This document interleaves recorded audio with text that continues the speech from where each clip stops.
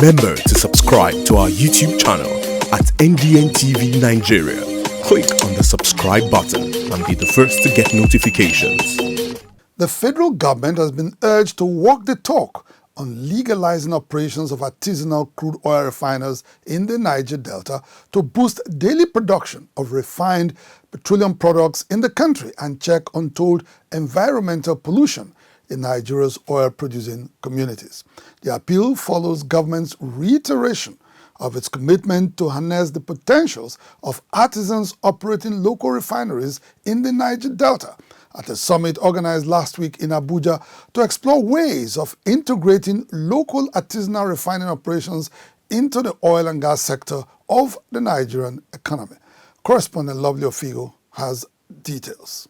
Those young men and women who are involved in illegal refining, our approach to that is that we must engage them by establishing modular refineries so that they can participate in legal refining, not illegal refining. And we are committed to making sure that the young men and women of the Niger Delta are properly engaged. That was Vice President Yemi Oshibajo expressing the federal government's intention to transform illegal refineries in the Niger Delta into modular refineries in February 2017. 4 years after, the Vice President re-echoed the government's plan while speaking virtually at a summit organized recently in Abuja to achieve a roadmap on integration of artisanal refiners into the mainstream of the oil and gas sector of the Nigerian economy. The transition from artisanal refineries to modular refineries has been delayed because of the operator's expectation that this process will be fully underwritten by government.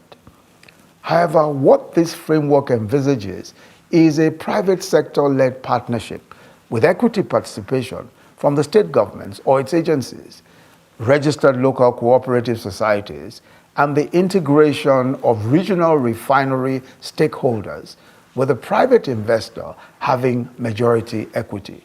This is the sustainable model. Obviously, the federal government cannot justify its delayed action in incorporating artisanal refiners into the oil and gas sector where they have made significant inputs in recent years. As participants at the recent summit and other Nigerian summits, artisanal crude oil refiners have over the years made spirited efforts to address energy deficiency in the country through their operations in the Niger Delta. It is this crude oil that is being supplied all over the filling stations. Federal government is only telling us they are bringing fuel from here, they are bringing fuel from here, they are bringing fuel from here. All the fuel they are bringing is from the creek. They are the same thing that they are putting in the tank, bringing in the filling station, selling us. We have not seen any imported fuel in the Niger Delta. So long as the federal government does not have the political will to open the MAMODE refinery, this fuel business will not going to stop. Local refinery has grown swiftly over the past years, providing communities with employment opportunities and filling the supply gap of refined fuel in the Niger Delta and Nigeria at large. Expectedly, the relegation of artisanal refiners has come at a huge cost for the country. In September 2020, the National Bureau of Statistics (NBS) reported that Nigeria spent a whopping 1.09 trillion naira to import petrol in the first 6 months of the year, noting that the country's fuel import bill rose by 42.3% in the period under review. As a result of huge bills spent on fuel importation, the price of petrol has risen astronomically in recent years, leaving the ordinary citizens at the receiving end of an ill-conceived economic policy. Without refining your product inward, the cost of finished product will continue to rise. This illegal refiners, so to say, we should engage them. Without government's recognition, artisanal crude oil refining remains illegal, yet the business continues to thrive and has provided jobs for the growing army of unemployed youths in the Niger Delta.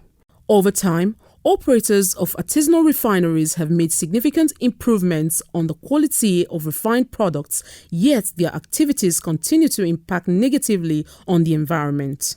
Only recently, the Stakeholders Democracy Network, a non-governmental organization operating in the Niger Delta, raised concern over environmental threats of black soot ravaging the city of Port Harcourt and its environs, an occurrence which it blamed on activities of artisanal refiners operating in Rivers State. We had an opportunity to do an overfly, over Port Harcourt. You could see the refineries have tripled. Looking around the creeks, the entire creeks that make up Rivers State, there are splinter spots of, burning of crude everywhere. The appearance of the soot has to do with, the artisanal refinery going on in the state.